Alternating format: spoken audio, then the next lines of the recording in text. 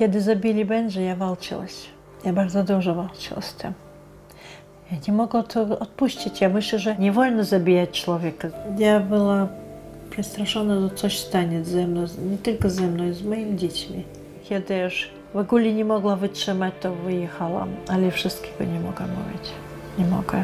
Kiedy składała wniosek, Straż Graniczna zapytała, co pani szukuje w Polsce? Ale ja powiedziała, ja chcę żyć. I tyle. Wiele Czeczenek, z którymi ja pracuję, różne głośne hałasy kojarzą im się z odgłosami bomb. Sultan też pamięta dzieciństwo z talibami, z zagrożeniem i z bronią i z tym, że to było na porządku dziennym. Nastia z Donbasu, z Ukrainy, to też doświadczenie tego, że nagle trzeba uciekać, zostawić cały swój dom, nic nawet nie można wziąć i trzeba w ciągu nocy uciekać, bo jest to zagrożenie życia i zdrowia. Tam u nas w Wenezueli może wszystko się zdarzyć. Niebezpieczeństwo. Facet pistoletem, wiesz? I ja byłem z żoną i z dzieckiem. Zabrał nam samochód, tu w Polsce, jest bardzo bezpieczne. Najważniejsze dla nas, dla człowieka, jest życie. Жизнь. Tu jest normalnie. W Polsce znaleźliśmy normalność. Polsce nam normalna.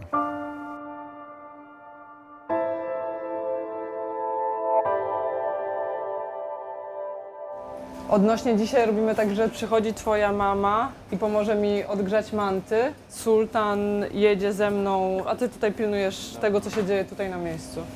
Dzień dobry, Polska! Tak, to już się poznamy. Pani Heavy dużo chyba dobrej energii tu wnosi, nie? No, Mam a ja energię. ma bardzo dużo energii. To jest Hingelsz. To widzicie? Ja mogę ich robić tysiącami. Żeby tylko powiedzieli, jak smaczno. Naprawdę. Najważniejsze to jest przyjemność. Kiedy inny człowiek zadowolony. Masełka. O, mama mia, jak ja lubię to. Miła, chodź! Ale jak to Boże, jak ty wytrzymasz wszystkich uchodźców, Czeczenków, nie wiem. No normalnie. Boże, dawaj.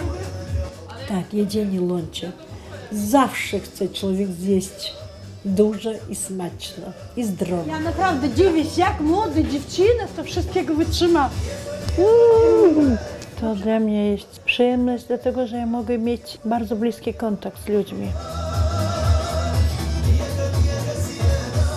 Kuchnia konfliktu. To jest bardzo przewrotna nazwa. Chodziło trochę o to, żeby sprowokować do myślenia i zwrócić uwagę na to, że no, my mamy to szczęście, że żyjemy w relatywnie bezpiecznej Polsce, ale na świecie wciąż toczą się konflikty, w tym konflikty zbrojne. Dochodzi do rażącego łamania praw człowieka i żeby po prostu zwrócić na to uwagę. Jak długo gotujemy, to wtedy może też zaczynamy tańczyć. Ja mówię, dawaj Jarmila, dawaj Agata, dawaj. I tańczymy. Kuchnia to przede wszystkim przestrzeń do dialogu i fundacja, która jest współprowadzona przez uchodźców. Staramy się tworzyć okazje do spotkań, do tego, żeby się poznać, do tego, żeby razem działać i przy okazji gotujemy pyszne jedzenie z różnych stron świata. Przez to jedzenie osoby mogą opowiadać swoją historię, mogą nas na chwilę przenieść do swojego kraju. Tutaj czuję. Co tam jest w środku? Czeczenka. Ja Czeczenka. Jak Polacy mówią, krewi i kościami. I chcę być przykładem dla wszystkich Czeczenów, którzy tutaj mieszkają i żeby młodzież, oni zrozumieli, że można razem żyć. Kiedy u was bywają święta, kiedy chodzicie na cmentarz, tęskno też. Myślę, że nie mogę pójść do cmentarza. Miałam, można powiedzieć, teraz, który marzy uchodziec, ja mam wszystko, można powiedzieć, dla marzenia. Czyli co? No wszystko. No ile potrzebno uchodźcom? Zjeść coś, spać, na spacer pójść, tak? Jak normalni ludzie. Takie myśli, Boże, jak ja zazdroszczę. Kiedy u was święto, i to ja bardzo tęsknię i chcę, żeby w Ramadan była w domu po mężu, dlatego, że jego zabili. I myślę, że nikt nie chodzi na ten cmentarz. Do niego nikt nie chodzi teraz. Ale pani pamięta. Tak, To chyba najważniejsze. tak. У нас, jeżeli syn, to mama... Nie, to Maciu, dlaczego ty wziął? Że syn nie może nawet mamie pozwolić, żeby coś mama robiła. Mój syn zawsze tak pomaga. Mówią, że raj to u nóg mamy. Przyjechaliśmy z Groznego. Zawsze pytał o mnie, jaka tam jest sytuacja. Tam jest wojna, czy nie jest wojna, czy jak tam żyjesz. Bardziej takie pytania zadają. Zawsze gadam, że ja tym nie chcę gadać. Boję się, że może dla mojej rodziny będzie jakiś tam problem. Przez to. Wiesz, po prostu chcę powoli układać swoje życie. Po prostu chcę mieć spokój. I w środku, i w głowie po prostu. Выйди на улицу, только не показывай себя. Коллега. И вот в этой середине они нас начали обстреливать. Нам И он показывает дорогу, kiedy było to trzeci dzień wojny. Jak oni szli, tak, szli, puszczali ich, nie dotykali, da, i strzelali. из 15 осталось только двое живых. Było ich 15 i zostało nas dwoje. Tam dużo ludzi było zabito, bardzo dużo, bardzo. Вот она, вот. Gdzie to jest? To jest Groznym, называется Minutka. Kiedy patrzę na Grozny, nowoczesny, ja nic nie widzę. Ja widzę tylko ludzi, ja widzę tylko goре, tęsknoty. Widzę kobiet, wdów. Nic tak naprawdę ja nie widzę. Kiedy u nas była wojna, u nas cały czas była propaganda, że chrześcijanie zabijają muzułmanów. Cały czas. I w telewizji, i w meczecie, i na ulicy, wszędzie to mówili. Ja wierzyła, dlatego że jeszcze męża zabili. Ja wiem, że to jest nieprawda, to jest polityka. I religia to jest... Religia to najlepsze narzędzie, żeby trzymać ludzi tak. Ludzi, tak. Tak.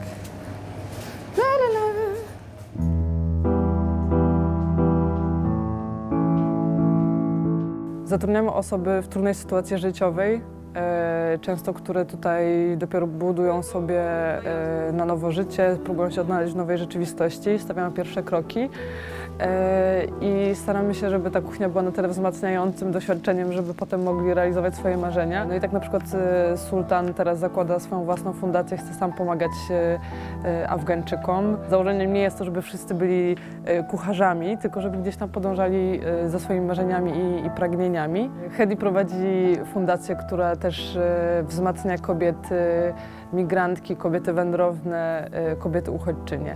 Tuk, tuk, idziemy k ciebie, o! Dzień dobry, Marciorym.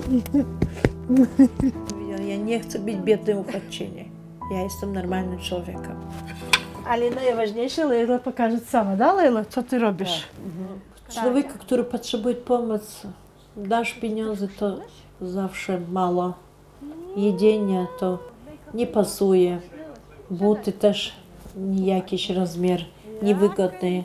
Człowieku trzeba dać pracę. Leila lubi bardzo szyć. Tak, i ona tam uspokaja się, tak, Leila, kiedy to robisz? Tak, ona lubi i to ona mówi, że takie spokojnie, kiedy ona szyje. Kiedy usłyszała naszą fundację, napisała, bardzo chcę, żeby maszynę do szycia, ale nie może kupić. I z tego u nas urodził się projekt, 10 kobiet dostali maszyny do szycia. I ona jej zapytała, a co by ty chciała? Ona mówi, szyć takie torebki różne. Pokaż, Leila, jak ty robisz to. Dla notebooka. Mówią, że my pomagamy uchodźcom. Dajemy rzeczy, chemię, tak? A ja chcę, żeby oni zarabiali. Żeby oni czuli to, że oni mogą coś zrobić. Ja powiedział, że to jest coś najlepsze u mnie w projekcie. Bardzo dobra jakość. Ona, zobacz. Zobacz, jak uszyta. Bardzo. Maszyna. Zobacz, jak ona Чтоб с ума не сойти. żeby nie zwariować. Widzisz, jak ona ją gladzi. Много деньги заработаю. Tak, i zarobi pieniądze. Wiesz, ja do nich lubię chodzić. Ona jedzenie gotowi. У нас нету большого выбора еды. U nas nie ma dużego wyboru jedzenia. W ogóle jesteśmy pod tym względem skromnym narodem, ale teraz trochę się zmieniliśmy. Pani Lela ma PTSD. To jest powojenna trauma. To 31 lat u nas, jak wszystko zaczęłoś. Za 31 lat to całe życie człowieka, tak? 91 rok, tak? U nas to zaczęłoś. Ja jestem w pokoju, tak? Idę za Leйлой, она начинает krzyczeć. Ну я сзади, когда подходят, боюсь, когда стучат в дверь, боюсь. Kiedy tam pukają w drzwi, też u niej też zaczyna lęk. No, z wykształcenia jestem pedagogiem, nauczyciel.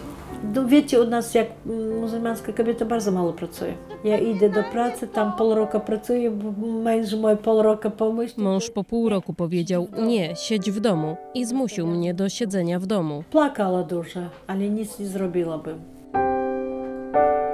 On miał więcej mocy, siły miał. Pozwolenie miał, prawo miał. Taki kraj. Ja na przykład myślała, że kobiety wszędzie biją. Że to takie ilości kobiety. Okazacja nie tak. Kiedy zobaczyła, poznała polskich kobiet, że ten rozwój feminizmu, że walka o swoje prawa, to niesamowite.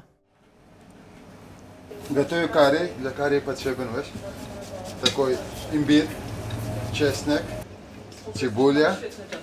Tam ciuciorka będę tam mleko kokosowe takiego, tak? Sultan jest super szefem kuchni i nie tylko afgańskie potrawy gotuje, właśnie curry, które przygotowuje. Ma różne, ostatnio Sultan przygotował obłędny chłodnik.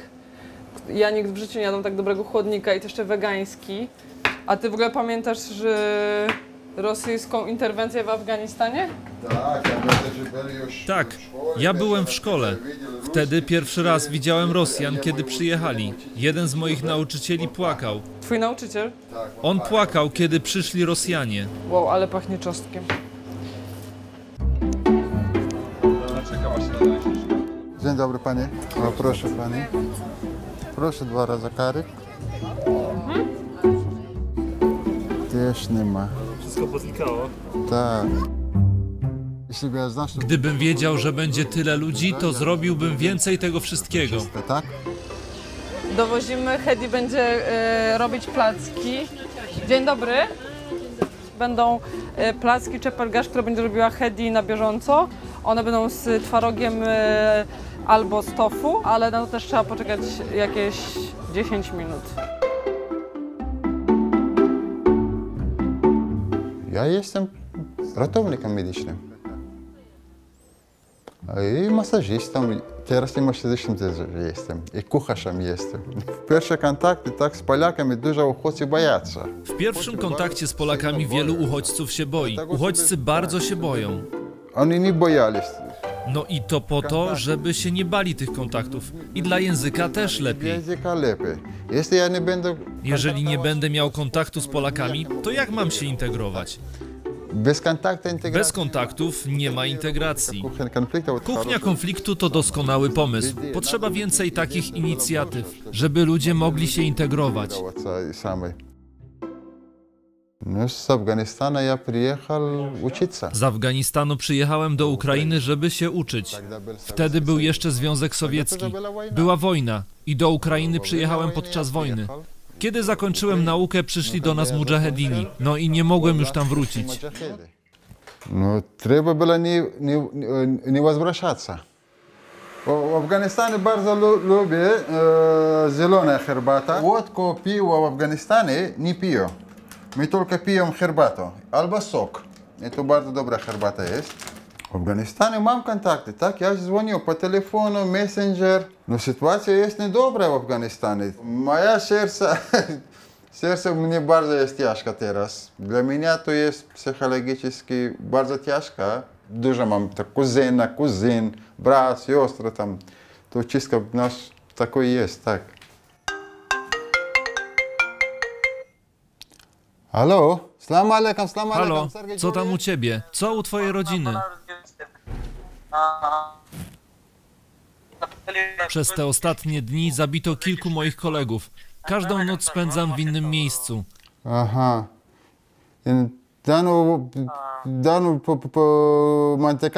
Czyli ci żołnierze, którzy walczyli przeciwko talibom, mają teraz problem?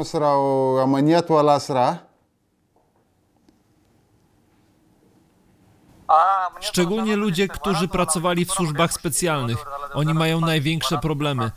Moja sytuacja też jest ciężka. Ja też byłem oficerem tych służb. Mam nadzieję, że Allah będzie łaskawy i pozwoli ci wyjechać do jakiegokolwiek innego kraju.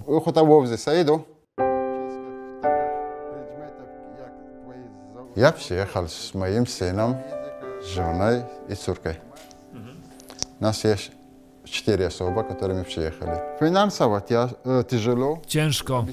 Ciężko finansowo. Z mieszkaniem ciężko. Wynajem. Nie za bardzo chcą nam przydzielać mieszkania, więc wynajmujemy. To mieszkanie jest, my najmujemy, tak? I na to wszystkie, które pieniądze ja zrobię. Dlatego wszystkie pieniądze, które ja zarabiam, idą na mieszkanie, a te, które zarabia żona, na jedzenie. Żona to na jedzenie, tak?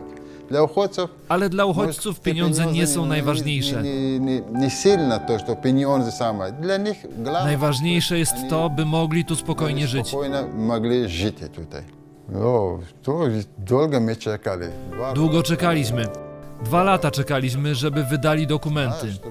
My przez 2 lata mieszkaliśmy w ośrodku dla uchodźców w Łukowie. Miasto Łukowie. Łotmat.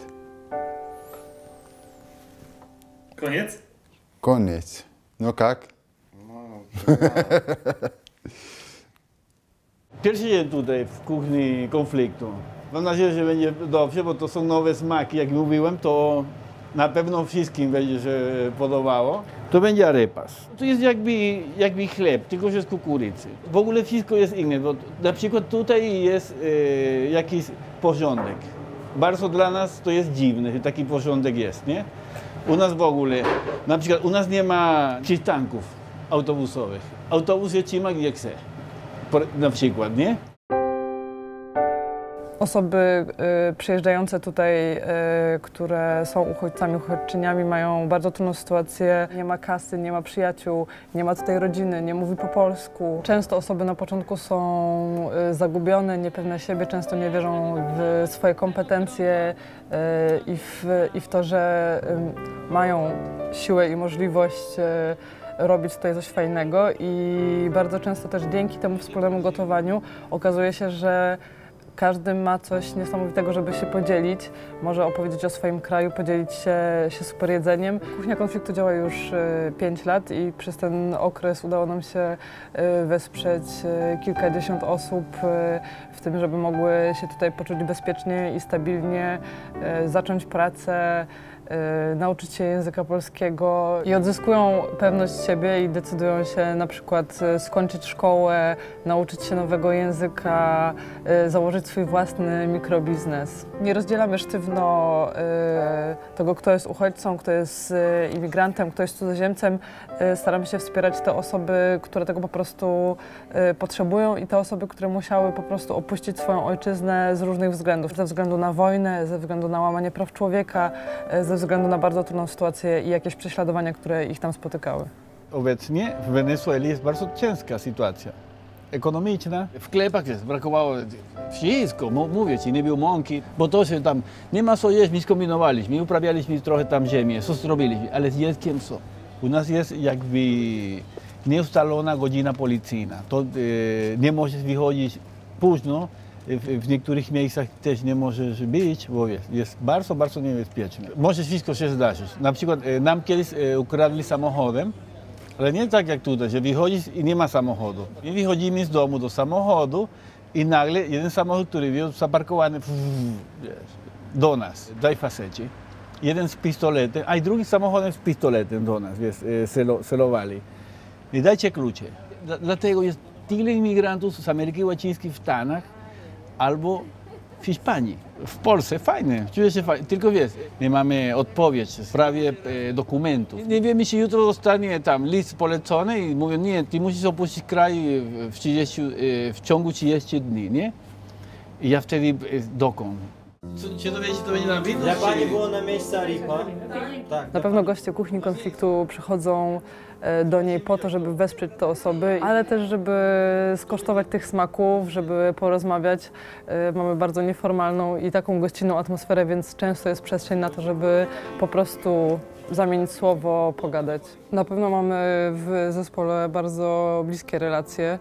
Często to przypomina rodzinkę albo bandę przyjaciół. Tu jest Mildred, moja żona. Dzień dobry, cześć, Ola. I tu jest to Manako. Arepas to są takie jakby kanapki, chleby bardziej kukurydziane. Są bardzo dobre, polecam. Mamy wspólny polski język. To niesamowite. Nie rozmawiamy angielskiego, ja nie znam, ale my mówimy na jednym polskim języku. W kuchni nie zawsze jest jak w restauracji, nie zawsze wszystko udaje się idealnie. Czasem ktoś, nie wiem, zamówi lemoniadę, a okazuje się, że osoba zupełnie źle zrozumiała też przez barierę językową i przyniesie kawę. Nie ma prądu, tak.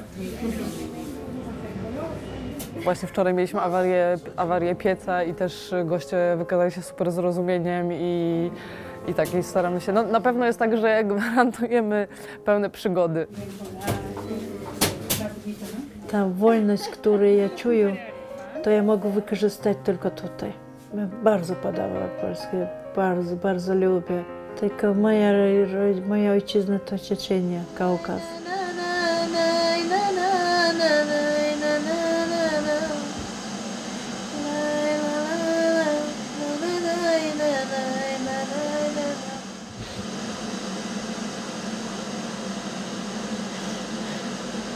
Tyle lat czekam. Codziennie czekam, że mąż mój wróci do domu. Jego rosyjski żołnierze porwali tak. A ja mu jeszcze teraz zadzwonił. Teraz przyjdzie, teraz jakby stuknie w drzwi. Zapominaję, że jestem w Polsce. Nie mogę płakać. Jestem mocna kobieta z kamienia. Ale czekam. Wszystkie przyprawy mamy, tylko... Mamy, ocet tak, masz. mam, wszystkie przyprawy mam. Ja dziękuję Allahu. Ja mówię zawsze dziękuję Ciebie, że mieszkam w Polsce. Że ja znalazła tutaj miejsce, że ja mam 1000 znajomych. Ja codziennie Allahu mówię. Allah, dziękuję Ciebie, że ja mieszkam w Polsce.